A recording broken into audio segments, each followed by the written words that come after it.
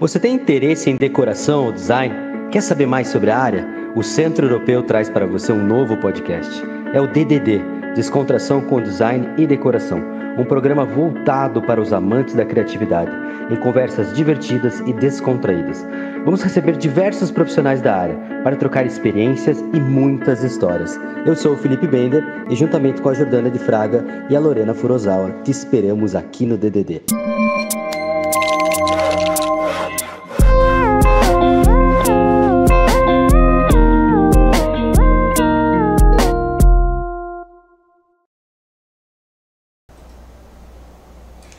Olá pessoal, sejam muito bem-vindos a mais um episódio do nosso podcast DDD.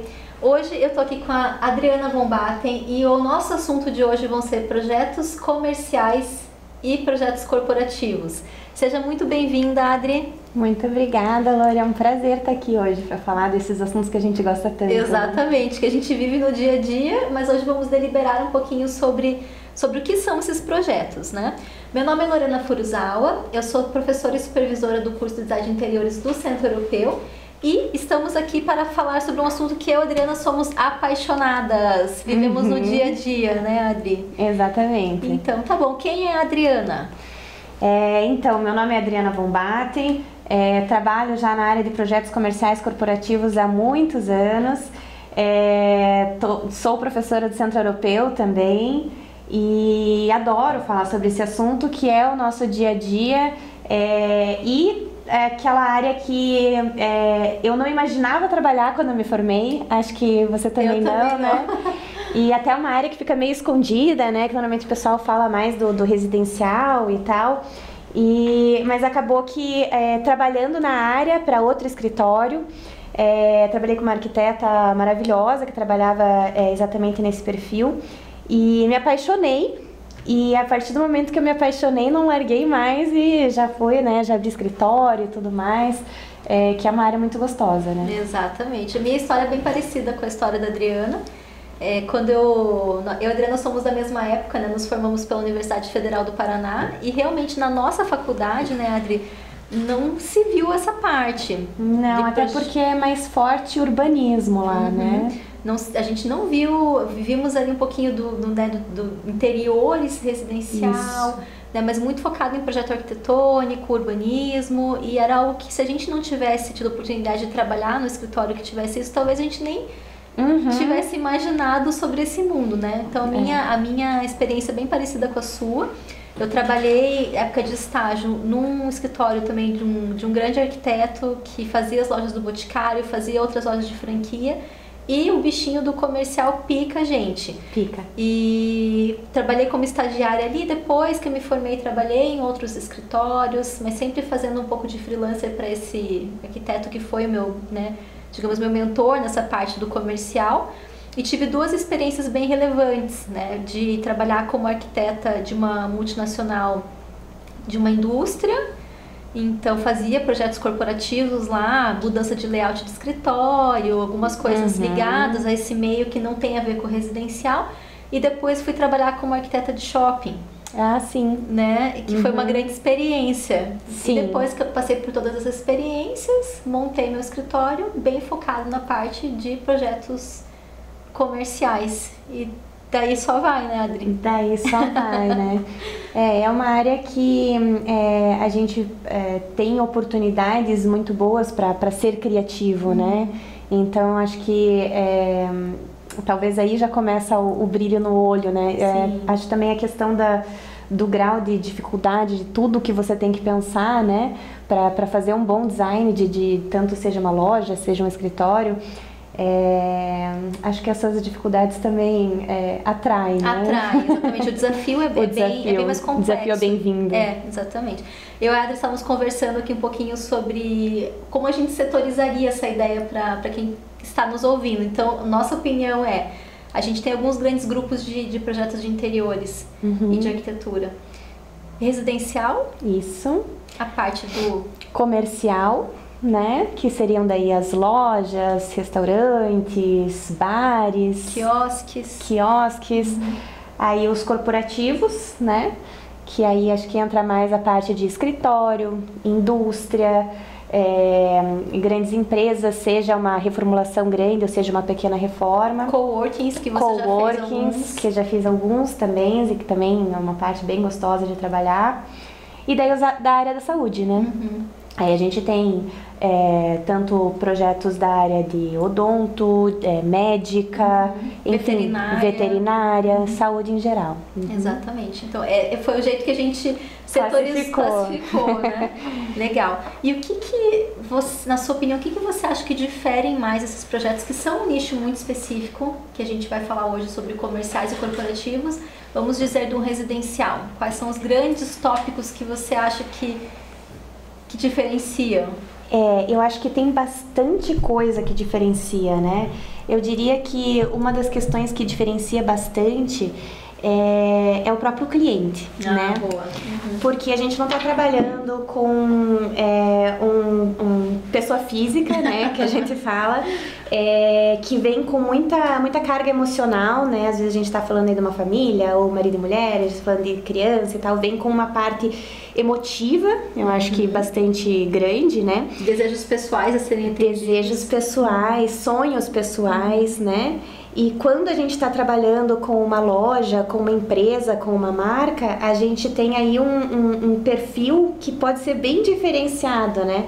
Tanto tipo de perfil que são uma equipe que a gente vai atender, então, digamos, no corporativo, né, que é o principal foco do escritório, a gente normalmente tem uma equipe, às vezes são diretores, às vezes são pessoas que são mais importantes na empresa. Não tem aquela escadinha, Adri, você começa a falar com o analista, mas depois sobe a apresentação para uma gerência, daí quando chega às vezes na diretoria fala, não era nada daquilo. Isso, e às vezes a gente começa já na área de criação fazendo dinâmica com pessoas que são importantes para a empresa, não necessariamente estão num cargo mais alto, mas de alguma forma são os formadores de opinião. É verdade. Né? Eu tô com um case bem legal agora sobre, você falando isso me puxou, né? Eu tô fazendo a reforma de um refeitório de uma indústria multinacional. Então, o refeitório inicial tinha 700 metros quadrados, a gente acrescentou mais 300. Então, um refeitório de 1.000 metros quadrados, dentro de um complexo de uma indústria. Perfeito.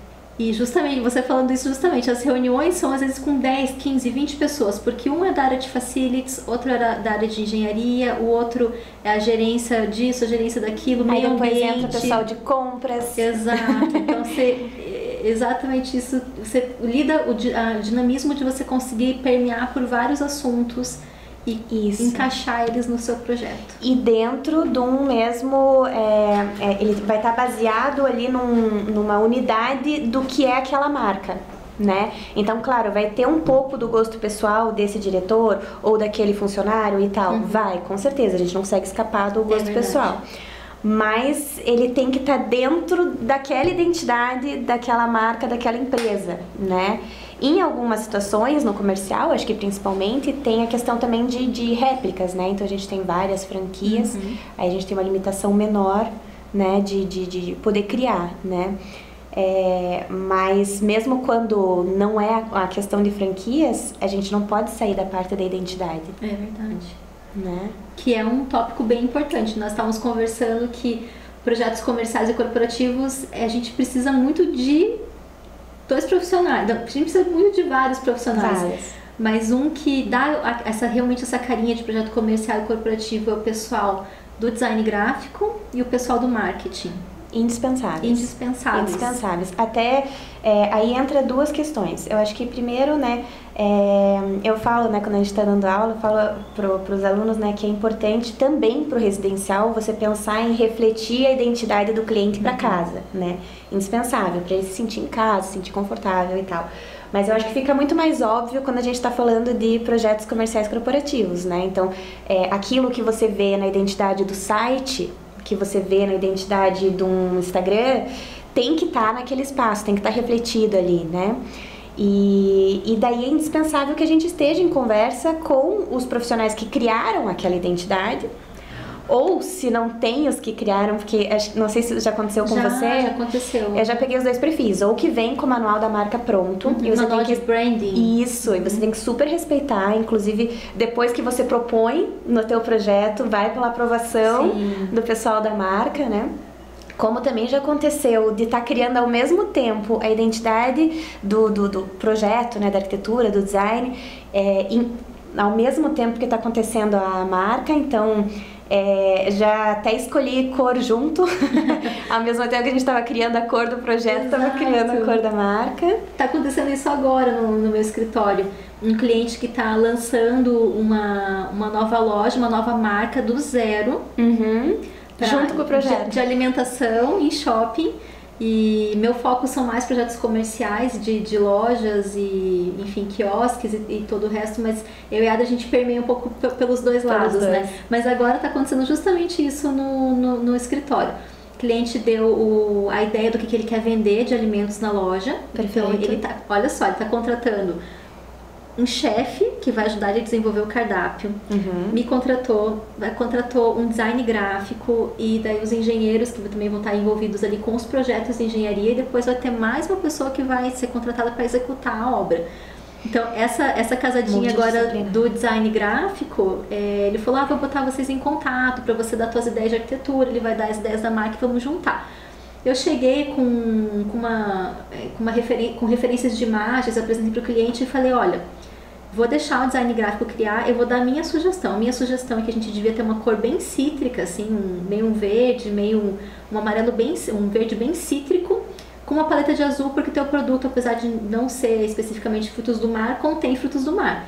E apresentei e lancei a ideia. Depois foi lançado, eu fiz uma reunião junto com o cliente, com o designer, e ele gostou da ideia e ele formatou a paleta de cores conforme a minha sugestão. Então foi bem, isso é uma delícia, assim, né? Um processo que você tem que passar a entender como ele vai produzir o cardápio, o que ele vai vender, você ajuda ali. Então são dois universos bem diferentes. Quando você começa do zero, ou quando já vem um materialzinho pronto para trabalhar. Ou você vai passar por esse momento de respeito e aprovação ao manual já existente, né?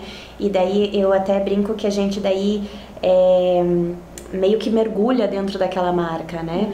Então, pega referências, pega o que faz, conversa para entender bem certinho, né? A gente sempre fala para os nossos alunos, né? O briefing, né? Da parte do residencial. Na parte do comercial corporativo, a gente gosta de fazer lá no escritório até dinâmicas mesmo. A gente chama ali o pessoal, trabalha com post-it na parede e tudo mais, que é para entender bem certinho o que eles trabalham, qual é o clima que eles gostam de trabalhar. E os medos, né? Porque acontece muitas vezes a gente pegar uma empresa que ela, digamos, está em salas, todo mundo está em sala, super subdividida, assim, né? E eles vão passar por um lugar que agora vai ser todo mundo integrado, uma planta, tudo aberto. Tudo aberto. Isso. Então daí passa por vários medos, né, nesse percurso, né? E daí a gente já tenta identificar certinho o que está acontecendo, né? Experiências que não deram certo, para não repetir as mesmas. Exatamente. O que daria certo, o que não daria certo. E aí a gente até entra, né, naquelas brincadeiras, o pessoal acha engraçado e se diverte, né? Que é a equipe mais faladora, né? Que não pode estar perto do pessoal que precisa de concentração, né?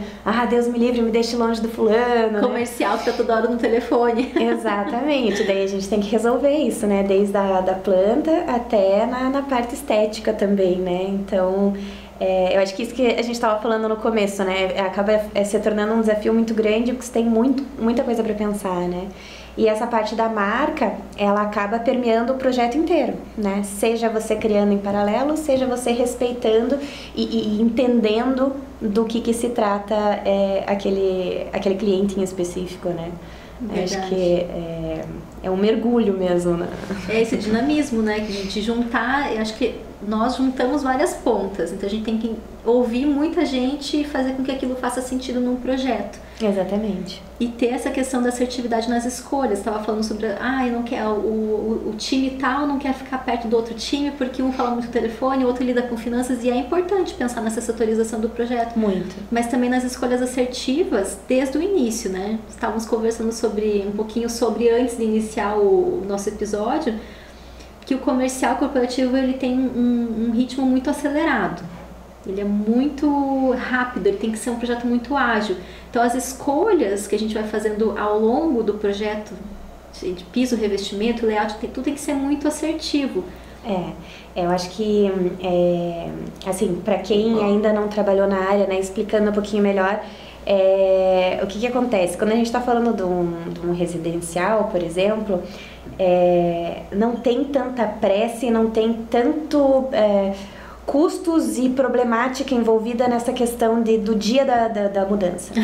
Tava marcado já o dia da mudança. Né? Agora, já quando a gente está falando de um comercial corporativo, a gente tem várias questões. Por exemplo, se for um shopping, às vezes tem até multas se demorar muito tempo para abrir aquela loja, né? Se for uma empresa, tem o prazo que o aluguel do imóvel X tem que ser entregue, né? Então eles têm que sair. E esse período que o pessoal vai ficar trabalhando home office, alguma coisa de uma mudança para outra, não pode ser maior do que tal dia.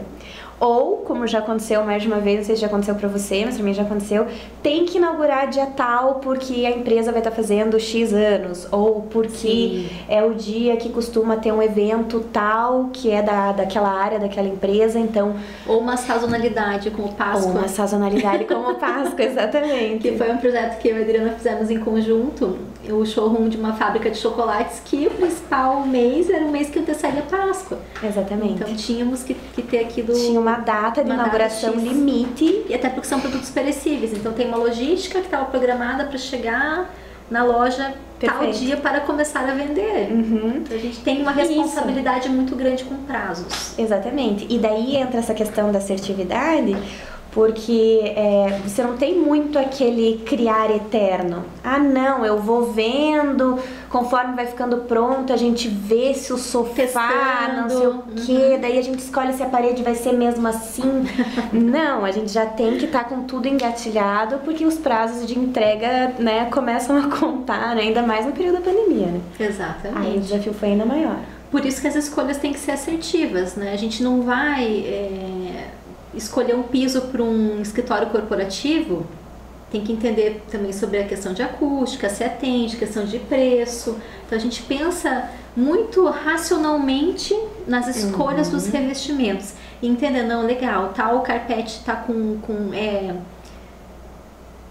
preço legal, atende meu cliente, você viu na internet, pesquisou na internet, mas você ligou para o fornecedor para perguntar quantos dias... Ele demora para chegar? Já aconteceu com você? Já. Às vezes a gente exclui produto por isso, né? Aliás, agora, nesse exato momento, logo antes de vir para cá, né? Eu tava fechando uma planilha de orçamentos do que tá para fechar num escritório, e a gente tá justamente batendo ali, né? Agora a gente tá na parte dos móveis a adquirir, né? Então a gente está ali batendo dentre aquilo que está no orçamento, aquilo que faz sentido para o projeto, em paralelo com o que entrega a tempo. Exatamente, porque o que acontece às vezes assim, não, aquele revestimento tinha um lote, mas o cliente demorou para fechar, aquele lote sumiu do Brasil, não tem mais nível Brasil no lote. Acabou de acontecer isso com uma cadeira. A gente já escolheu uma cadeira e a cadeira acabou. Exatamente. Então, a gente entende que empresas têm o setor de compras, que nem sempre, não é que nem o cliente, pessoa física, que não, só depende dele validar aquela compra. Compra para amanhã. Numa empresa tem que passar por setores, por notas fiscais, e às vezes perde o timing de comprar ali, aquele produto se esgota e a gente rapidamente... tem que ter um plano B, né? Uma Isso outra tem opção. muito. Que daí entra toda uma burocracia maior na parte da contratação, né? Então isso tanto de serviços quanto de produtos. E como tem um setor responsável, às vezes você tem até aquela questão de orçamento, tem que ter orçamento com 3 pessoas ali, mesmo que aquele é super específico ali, né? Mesmo assim, questão da compliance e tal, você tem que ter, então, a opção B, a opção C, né? Para orçamento, como também a parte até tem algumas empresas maiores que eu já trabalhei, corporativas, que a gente tinha que inclusive trazer a papelada de idoneidade daquela empresa antes deles comprarem daquela empresa, né? Então você veja que é toda uma atmosfera em volta de escolher um determinado produto, um determinado fornecedor, né? Você falou de compliance, agora me ocorreu uma outra questão. Quando a gente recebe esses manuais da marca, são coisas muito sigilosas. Isso. A gente acabou não lembrando desse item, mas ele existe. Então nós temos um nível de responsabilidade muito grande quando a gente recebe materiais da empresa e muitas vezes são sigilosos. Ou até o cliente, né, que às vezes não quer que divulgue. Eu já tive uma cliente de uma loja que, apesar dela ter outras lojas, eu já ter feito outras lojas para ela era o perfil dela. Ela não gostava que eu publicasse nada, que eu divulgasse nada, porque ela achava que as outras marcas iam passar a copiar ou pegar um gancho de uma tendência que a gente estava usando no projeto. Ela não gostava que a gente divulgasse.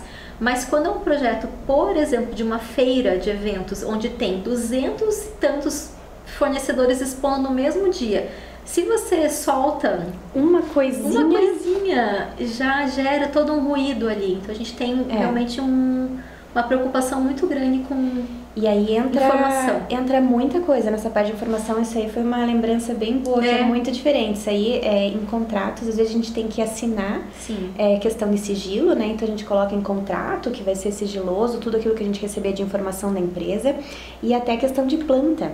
Eu já tive mais de um cliente que pediu para eu incluir no contrato. Como é corporativo, como ali eu tô dizendo onde que tá a parte ali do hack, né? Como eu tô vendo ali toda a quantidade de computadores e às vezes até a inteligência da empresa, né? A gente tá ali, por exemplo, um coworking. Se eu publico uma planta de um coworking, eu posso estar publicando como que ele funcionou tão bem, eu posso estar publicando sabe, aquela aquela ideia assim, né, que deu o clique para aquilo ter dado certo e tal. Então já teve mais de um cliente meu, tanto de coworking como corporativo e tal, que me pediu para assinar também como que ia ser a divulgação posterior daquelas informações até para publicar o projeto, né? Sim, tem muita então não pode planta, né? Já tive até alunos de trabalho final de graduação que entraram em contato com o nosso escritório, dizendo que queriam usar como estudo de caso um determinado projeto que já tinha feito e me pediram para eu enviar as plantas e eu não podia enviar, porque eu tinha assinado, né? Que não poderia divulgar e tudo mais, né? Então, essa parte da responsabilidade da informação, acho que é muito importante. Verdade. Muito importante. E a gente passa por muitas aprovações também, né, Adri? Falando um pouquinho sobre o corporativo, passa por esse nível de aprovações e às vezes quando é uma empresa multinacional, a gente faz o projeto e até a holding, né? A empresa mãe tem que aprovar aquele projeto para que aquilo aconteça. Perfeito. Porque são filiais em outros países, mas a empresa, a matriz precisa aprovar.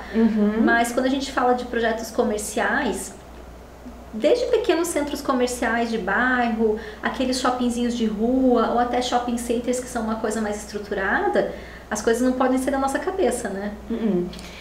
A gente daí tem depende de qual é a setorização que a gente fez ali no começo do podcast ali, né? Se é da saúde, se é corporativo, se é comercial, tem um setor de aprovação diferente, né?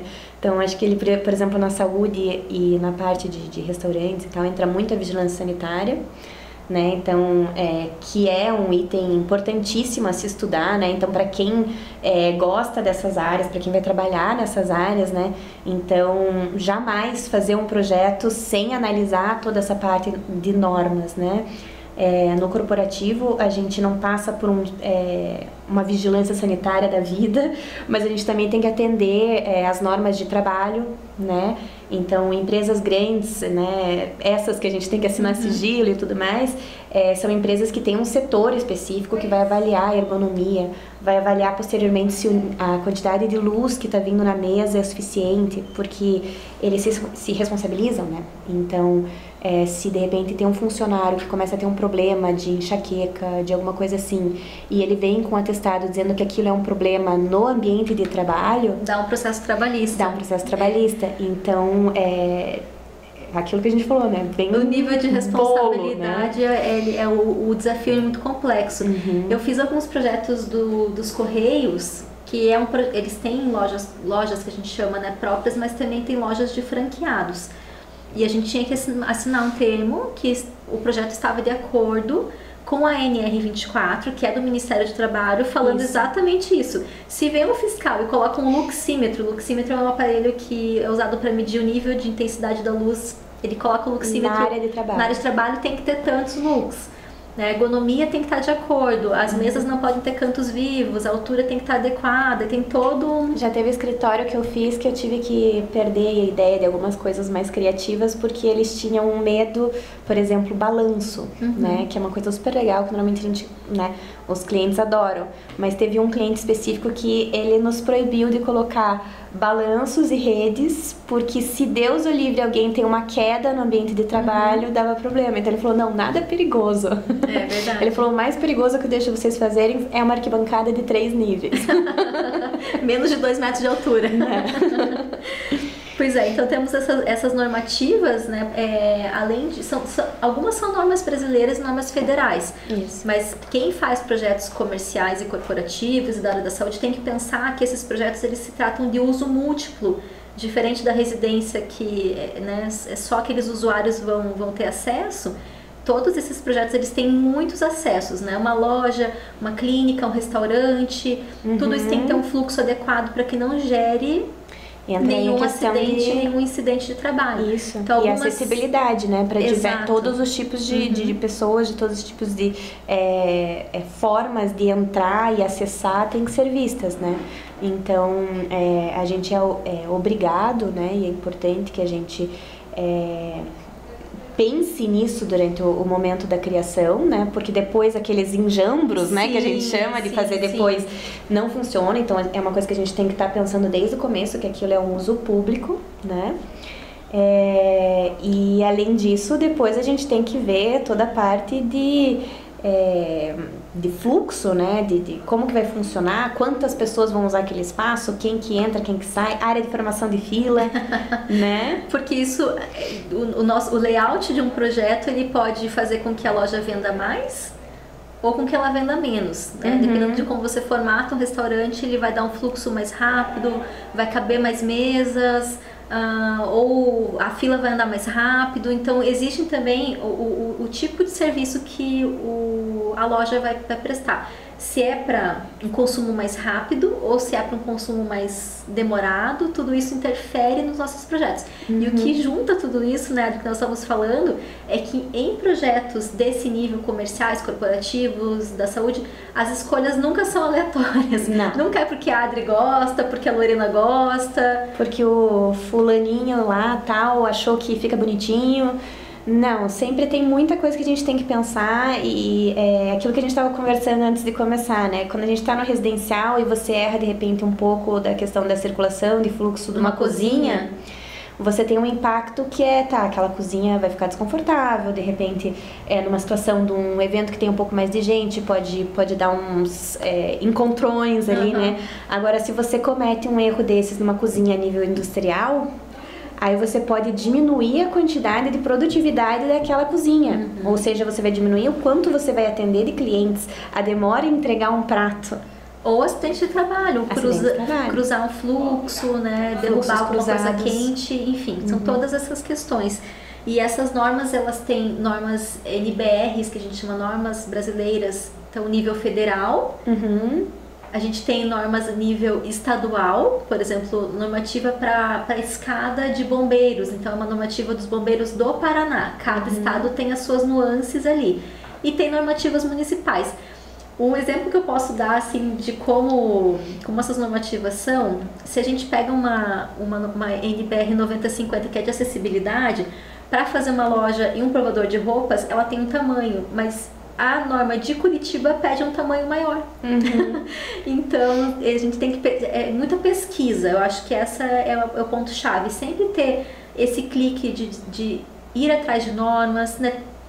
O Brasil, ele é um país bem normatizado. A gente tem metro, tem NBRs, tem normativas de bombeiros. A gente sempre tem que pensar nisso no início do projeto. E tem normas mais restritivas do que fora, até algumas, né? Então, o pessoal reclama da burocracia e tudo mais, mas é algo que é bem o que você falou, tem que pensar desde o começo, desde o início, porque se você for mudar de ideia, por isso que a gente até brinca, né, com o pessoal que está executando a obra e tal, a gente fala, pelo amor de Deus, não é assim, essa parede vai ficar 5 centímetros para cá, 10 centímetros para lá e tá tudo bem, nem vou avisar a arquiteta. Tipo, às vezes tem um motivo muito específico para aquilo tá ali. Então, por favor, não altere o projeto sem falar com a gente. As coisas são muito encaixadinhas, né? Muito encaixadinhas. Quando a gente fala de um quiosque que vende a alimentação sempre é mais complexo, porque tem mais equipamentos, tem mais processos, né? Tem todo uma operação a ser atendida. Então, quando a gente faz um quiosque de alimentação, tem que encaixar freezer, pia, forninho, micro-ondas e tudo isso tem que funcionar. Então são projetos que, apesar de serem pequenos, eles são muito mais complexos. Sabe que eu acho que às vezes os menores dão mais trabalho. Dão mais trabalho. Porque é uma infinidade de coisas que você tem que colocar num espaço muito restrito. Então, isso acho que para qualquer área, tanto o quiosque em comparativo com uma loja, como às vezes um escritório pequeno em comparação com um escritório de vários funcionários. Às vezes é mais difícil o desafio. Sim, tem que encaixar as mesmas funções em menor escala, mas num espaço muito reduzido. Uhum. E quando a gente fala também nesses espaços comerciais, corporativos, tem muito da experiência que a gente quer causar com os nossos projetos. Muito. Acho que esse é um dos pulos do gato que daria para falar, né? Os projetos comerciais corporativos, a gente já falou, né? Até teve um podcast aqui sobre neuroarquitetura e tudo mais. A gente usa muitos elementos da neuroarquitetura no dia a dia para justamente a parte do funcionamento do trabalho, né? A gente fala para os nossos clientes, por exemplo, no corporativo, é o lugar onde a gente passa mais tempo acordado. Incrível, no nosso escritório. Sim. Então, é a nossa área de trabalho, né? O estudo, né? Para quem está na área de estudo. Mais um setor que a gente não falou, o setor da escola, de educação. Então, a gente precisa pensar na sensação que a pessoa vai ter dentro daquele espaço. Isso influencia na produtividade. A gente falou da identidade de uma loja, né? Que a loja tem que representar o que está no site e tal. Para um escritório, o clima... Os valores da empresa têm que estar traduzidos naquele espaço físico. Então, às vezes, que vai ter cliente que vai passar é a recepção e uma sala de reunião. Mas todo o espaço corporativo tem que ter sido pensado de uma forma que reflita esses valores da empresa, que aumente a produtividade. E aí a gente está falando exatamente das sensações. E entra desde isso que é norma, como por exemplo a ergonomia, para você sentir à vontade naquele ambiente de trabalho, você conseguir produzir, a cores, né? E às vezes são cores da marca, às vezes são texturas, né? Então a gente, né, por exemplo, agora a gente está com um cliente que a gente está trazendo alguns tons um pouco mais terrosos e tudo mais, porque a gente queria trazer mais o conforto, mais o aconchego. Então, são coisas que acabam influenciando nessa experiência. E no comercial, a gente fala, né? Às vezes, a gente está num restaurante e a gente não sabe por quê, mas a gente ama aquele restaurante, ama aquele café. E não é só por causa da comida. Sim, e o atendimento. Eu acho que é o trio. Comida, atendimento e o cliente. E o espaço físico, né? E essa parte do espaço é nossa responsabilidade, né? Exatamente. Como a pessoa vai se sentir ali dentro. Muitos falam que a loja é a casa da marca. Perfeito. Uhum. Então, eu tive a oportunidade de ir para Nova York e na Quinta Avenida tem todas as lojas que a gente chama que são as flagships, são as lojas bandeira, né, as lojas conceito da marca.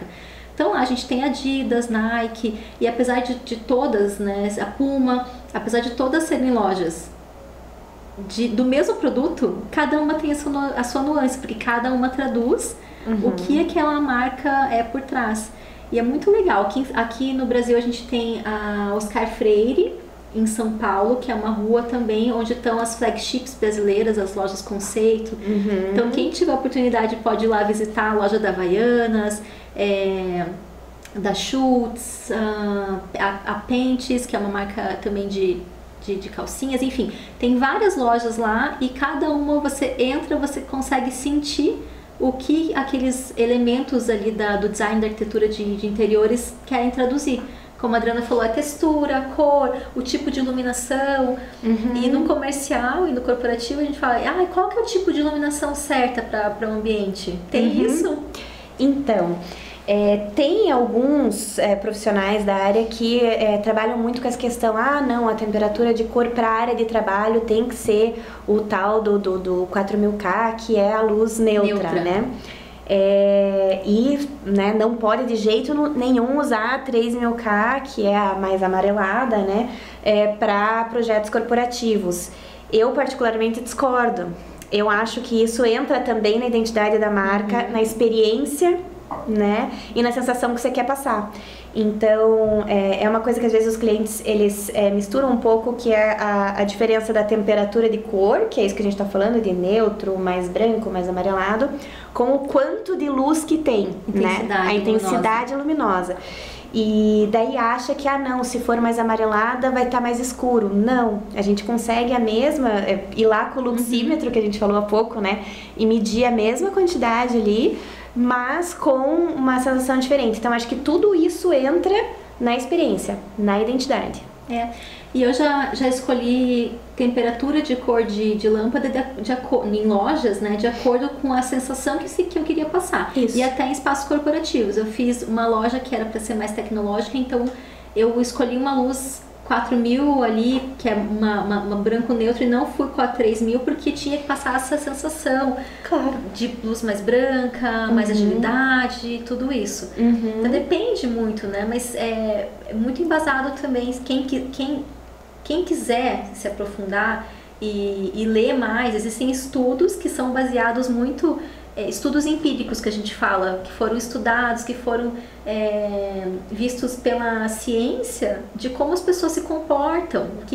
Tem um estudo bem legal que diz assim: foi feito numa mesma loja uma demonstração e num dia fizeram muitos tipos de geleias. Eu não lembro o número ao certo, mas 20 e tantos tipos de geleia.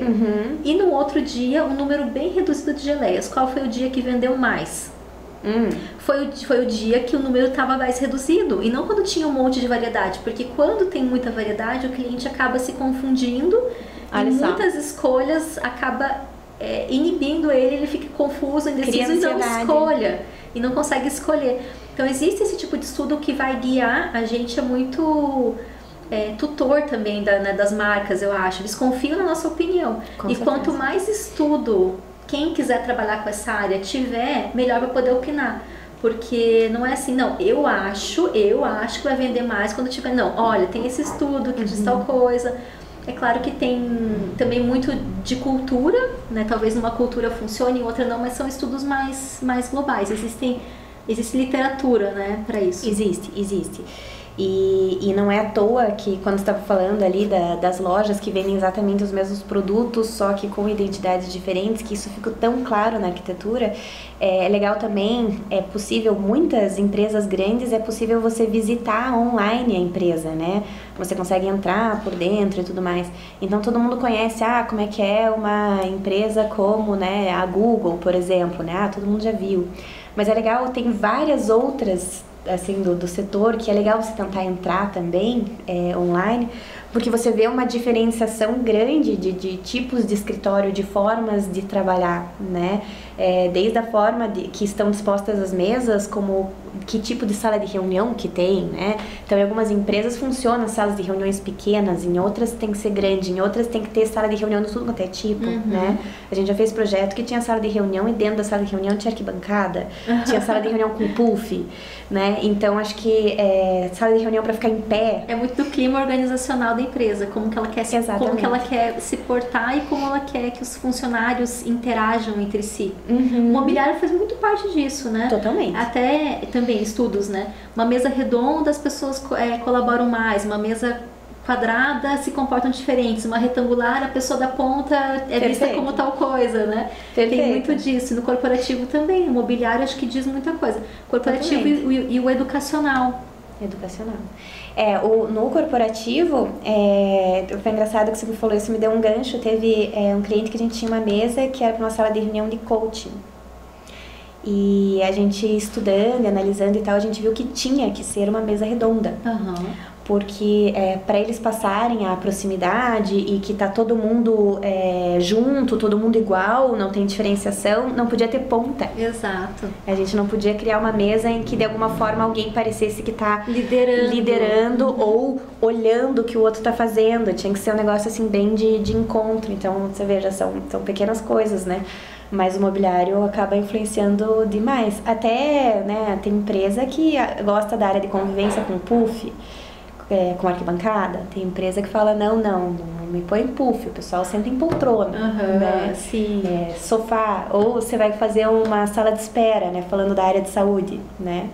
Pelo menos aqui em Curitiba é mais garantido que você vai ter mais lugares reais para sentar se for poltrona, porque o sofá o pessoal não divide, né? As culturas. Cultura, né? Então, acho que esse estudo do mobiliário também faz toda a diferença. Sim, e o quanto, puxando o gancho para o nosso lado, né, Adri, o quanto um projeto pode valorizar aquela empresa, aquela marca. Da mesma forma que ações valorizam, né, tudo isso valoriza. Quando um projeto comercial ele é feito da forma correta, ele com certeza vai ter um retorno financeiro. Com certeza. Então, o nosso projeto ele passa a não ser visto como um custo, mas como um investimento. Falo muito isso para os nossos clientes. Você pode encarar um projeto como um custo dentro do seu plano de negócio, mas como um investimento, né? O meu escritório trabalha muito com dois mundos diferentes, eu digo.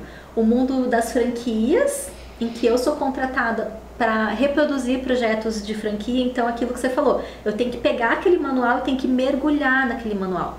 Eu tenho que pegar todos os elementos que outra pessoa conceituou e tentar encaixar em projetos de rollout, que nós chamamos, projetos de replicação, para que a gente não fuja uma vírgula, mas aquele manual conceitual de franquia foi feito para lojas X, lojas que às vezes nem existem, lojas piloto, lojas fictícias.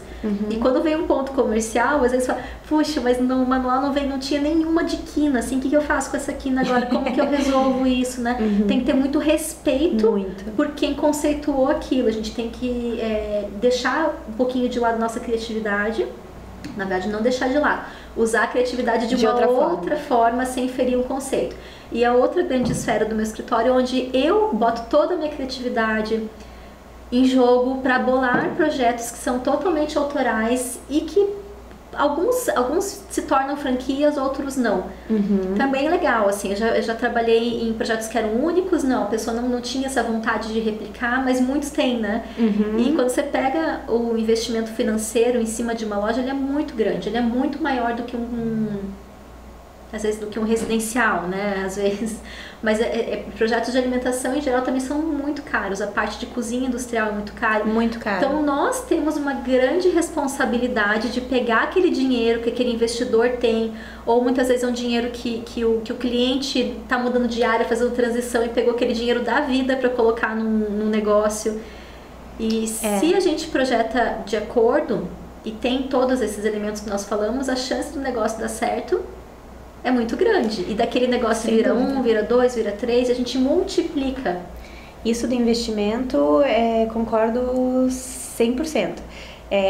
Eu acho que começa, para a pessoa imaginar, né? Começa pelo simples fato de que, digamos, numa loja, o teu produto vai estar em mais destaque, porque ele vai ter sido pensado de uma forma com a luz correta, com a exposição correta, né? A fachada, fazer você entrar na loja. Então, tudo isso já começa na parte do investimento, né? Até mesmo, né, digamos, loja de roupas. Um provador bem pensado pode fazer uma pessoa comprar ou não uma roupa, né?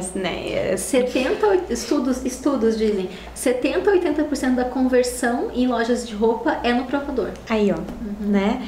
Aí a questão de voltar num restaurante, num café, totalmente relacionada à experiência. Então, você fazer esse investimento numa área de alimentação é indispensável.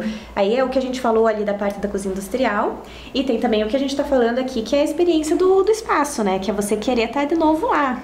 Porque é gostoso, porque, enfim, o clima é gostoso, né? E na parte do corporativo a gente está falando de produtividade. A gente está falando de conseguir atingir aquilo que está sendo trabalhado.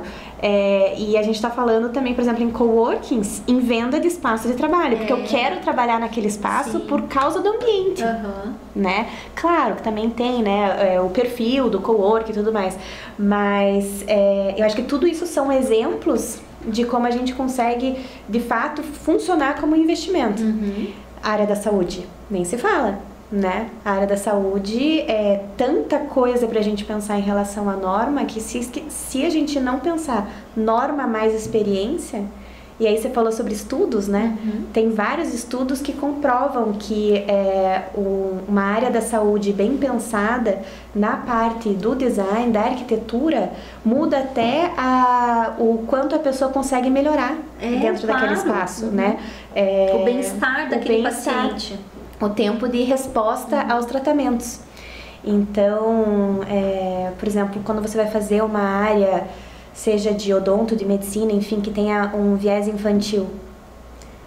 Aquela criança querer ir lá, se sentir bem, não ter medo, não pegar um trauma com aquele profissional. Exatamente. Então, por isso que a gente falou no começo ali que a gente é apaixonado por essa área, porque são milhões de desafios, mas ao mesmo tempo a gente realmente sente que a gente consegue melhorar o espaço, que a gente consegue aumentar a produtividade, que a gente consegue aumentar a venda, que a gente consegue melhorar a quantidade de pessoas que vão naquele lugar. Em termos, então, Adi, eu acho que o nosso projeto chega a mais pessoas, né? Ou mais pessoas têm acesso. Eu estava falando sobre a agilidade nos projetos comerciais e corporativos. Muitas vezes são projetos que têm que ser feitos de uma forma muito rápida. Então, a criação do portfólio pessoal também é muito rápida. Né? Às vezes, vamos dizer que um apartamento demora, não sei, 3, 4, 6 meses para fazer um projeto. Numa loja tem que ser feito num mês, porque no próximo mês já tem que estar construindo. O cliente aluga uma loja, o reloginho tá girando. Então, eu sinto para o meu escritório que a minha criação de portfólio foi rápida. Né? Hoje eu estou no projeto número 300. E eu acho que também tem o lado contrário, né, que a gente comentou. Como os nossos projetos são públicos... É verdade. A gente também, eles são mais visitados, né? Então, não é só a família do teu cliente que tem acesso. Que tem acesso, né? Então, já aconteceu muitas vezes de um cliente chegar até mim porque foi num espaço que eu já tinha... Pediu indicação. Exatamente. Então foi até algum espaço que eu já tinha feito o projeto, gostou e daí queria saber quem que foi o arquiteto, quem que foi o design interiores. Então eu acho que tem esses dois lados, tanto da rapidez do projeto, que acho que também entra na parte da gente gostar dessa área, né? Tem que gostar da correria do dia a dia ali. Bastante correria. Mas também por isso, eu acho que uma das coisas que eu mais gosto nessa parte é que a gente pode visitar várias vezes. Sim. E é muito gostoso você estar num lugar que você projetou e você ver aquilo sendo usado. As pessoas interagindo com o espaço, ou comprando, é verdade. E você vê que funcionou, que está funcionando, né? A gente acaba torcendo junto pela empresa, né? A empresa cresceu, vai vir a mesma loja.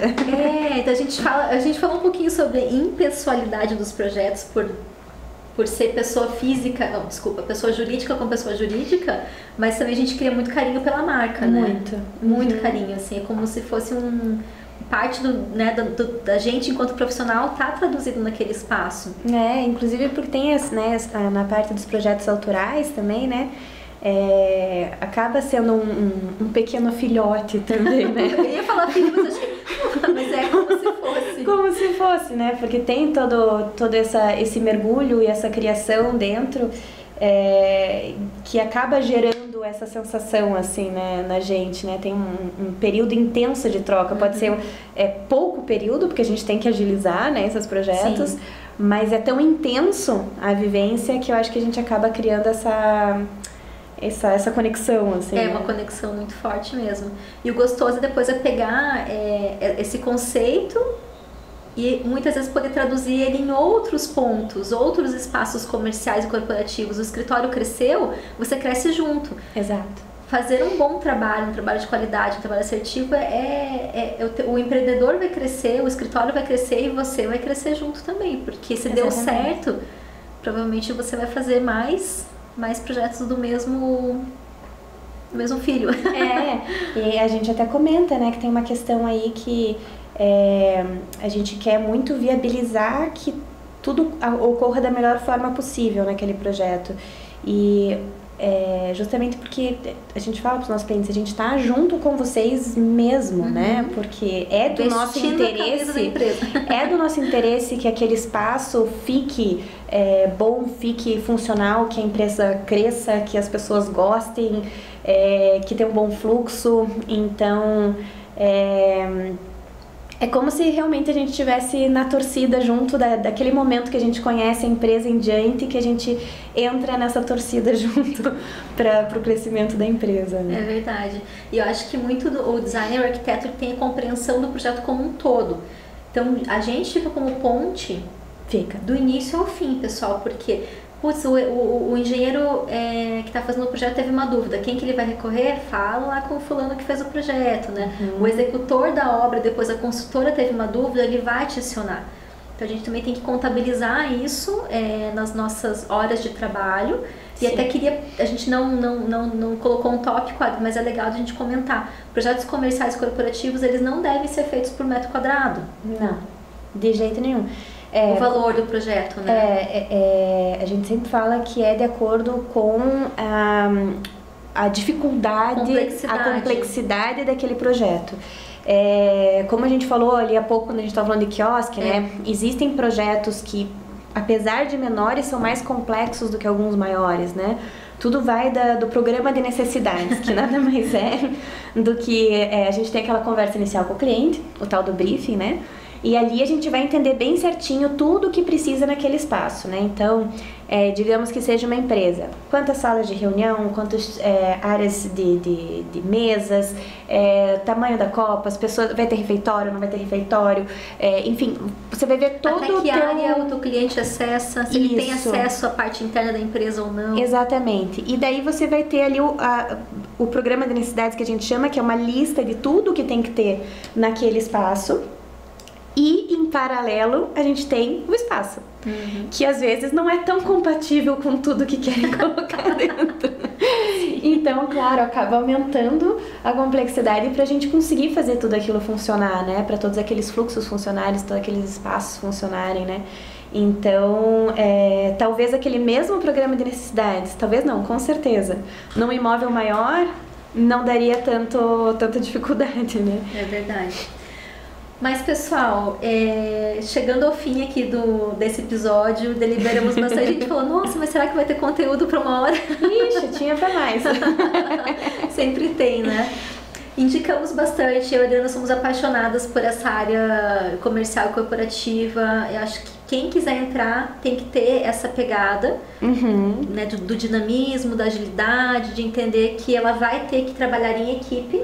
Isso, e ser essa ponte que você comentou há pouco, que eu acho bem importante, que é uma coisa que a gente tem que fazer muito, dentro dessa equipe multidisciplinar, a gente ser o ponto que vai conversar com todos eles e trazer ali a unidade para o projeto, né? Acho que isso tem que gostar disso também, tem que gostar de pessoas. Exatamente, tem que conversar com muitas pessoas, não dá pra ficar quietinho no seu cantinho projetando o seu apartamento ali, porque não, você vai conversar com muitas pessoas e esse dinamismo ele acontece no dia a dia. Né?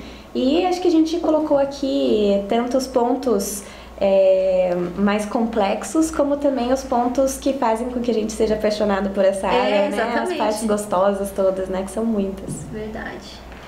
Então, pessoal, temos algumas dicas. Eu e a Adriana separamos algumas dicas de podcast, de Instagram, de livros, para quem quiser entender e mergulhar um pouquinho mais na área, né? Eu tenho 2 livros para indicar. Um que é da autora Miriam Gurgel, que é Projetando Espaços em Ambientes Comerciais. E um outro livro é um livro que é traduzido para o português. O título dele em inglês é Why We Buy, ou Porque Compramos, mas em português ficou Vamos às Compras, que é do autor Paco Underhill. Ele é um psicólogo comportamental que faz essas pesquisas, né? E até tem um comportamento que eu acho que muitos de nós temos, ou quase, sei lá, 100% de nós temos. Quando você entra por uma loja, você vai para a direita ou para a esquerda? Pra direita. Pra direita, é uma coisa biológica nossa, Por isso que é bacana de ler esses livros e conseguir aplicar nos projetos. Sempre o fluxo natural é sempre pela direita. Não é à toa que mercados e grandes lojas fazem isso dessa forma, E né? quando não é, a gente fica até meio... mas eu tenho que ir pra direita. Né? Querer, né? O de outra volta. É verdade. E você comentou sobre uma empresa de tendências, né, Adri? Que é bem legal. Sim, eu acho que, como a gente falou, a nossa área demanda muita pesquisa. Então, também entra aí todos os livros que tem da área ali de ergonomia, de psicologia das cores, de neuroarquitetura, para justamente entender a questão da experiência, né, que você pode conseguir criar no espaço.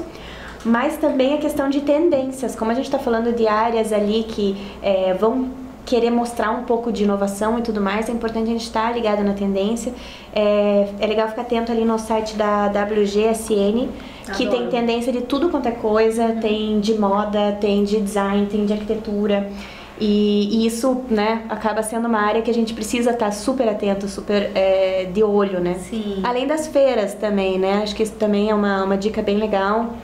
Desde feira de revestimento, como Expo Revestir, feiras de decoração também, né? A própria Casa Cor é uma feira que tem também espaços comerciais dentro da própria feira, né? Então acho que é importante. Podia ter mais espaços corporativos, inclusive, é verdade, deveria. Né? Mas espaços comerciais costuma ter sempre, né? Eu vou acrescentar 2 feiras bem importantes da área do varejo. Uma feira mundial, que é a NRF, National Retail Federation, que acontece sempre em Nova York. Já teve, se não me engano, mais de 113 ou 114 edições, então é uma feira bem antiga. E tudo que é tendência da área de tecnologia, varejo, produtos, acontece lá. Né? Muitas vezes a gente não consegue, né, não tem oportunidade de ir presencialmente até o local, mas a dica que eu dou é que várias instituições brasileiras, né, vários empresários, vários grupos depois vão à feira e trazem o seu olhar. Exatamente. Né? Aqui em Curitiba nós temos sempre a que a gente chama pós-NRF. No Shopping Miller sempre tem um grupo de empresários, um grupo de marketing que vem com a sua visão e explica pra gente o que viu lá. Mas também tem muitos seminários online que eu já comprei e o nome sempre é pós-NRF. E também ressalto a feira Latam Retail Show, a maior feira da América Latina, voltada também para essa área de como que os consumidores estão pensando sobre o momento atual, como que é a experiência do consumidor, como que está a questão de tecnologia dentro das áreas comerciais, dentro das lojas. Então são feiras bem bacanas. E agora mais leve para vocês relaxarem, né? Do Netflix. Bom, teve uma série que eu gostei muito, teve acho que só 1 ou 2 temporadas, que o nome em português chama Restaurantes em Risco, que foi divertidíssima. Ah, olha só, essa eu não vi. Sim, muito legal. Tinham restaurantes que estavam indo mal, então vai uma equipe, um chefe de cozinha, uma pessoa que bola drinks e tem a menina que é designer de interiores e assim, as soluções que ela dá são muito bacanas, então é o jeito da gente aprender e se divertir ao mesmo tempo. Que legal. Esse eu gostei bastante de ver. E pessoal, de Instagram, eu separei 2 Instagrams para dar dica para vocês. Um Instagram chama Consumidor Moderno. Tem muita coisa de tendência. Quem quer trabalhar com a área tem que ler muito. Tem que estar de olho. E outro Instagram chama Mercado e Consumo, também bem legal para entender como que estão essas tendências do consumidor aplicadas em cases reais. Trazem cases de grandes marcas, cases nacionais, é sempre legal ver. E dentro do YouTube tem um canal que é a Gouveia Experience. Eles são uma empresa, quase que uma empresa de tendência, mas uma empresa de pesquisa Eles fazem muitos artigos, sempre os repórteres deles, eles são um grupo de pessoas. Então lá na NRF de Nova York já fazem ali a sua reportagem ao vivo, é bem dinâmico, é bem legal, é um grupo muito sério. E de podcast, tem um podcast que chama Varejo Cast, que eu gosto também, que é o tem um tal de DDD também. Tem um tal de DDD também, que é um podcast sensacional, maravilhoso. E com essa dica da Adriana a gente fecha tudo. Obrigada, pessoal. Até a próxima. Obrigada, até mais. Você tem interesse em decoração ou design? Quer saber mais sobre a área? O Centro Europeu traz para você um novo podcast. É o DDD, Descontração com Design e Decoração. Um programa voltado para os amantes da criatividade. em conversas divertidas e descontraídas. Vamos receber diversos profissionais da área para trocar experiências e muitas histórias. Eu sou o Felipe Bender e, juntamente com a Jordana de Fraga e a Lorena Furosawa, te esperamos aqui no DDD.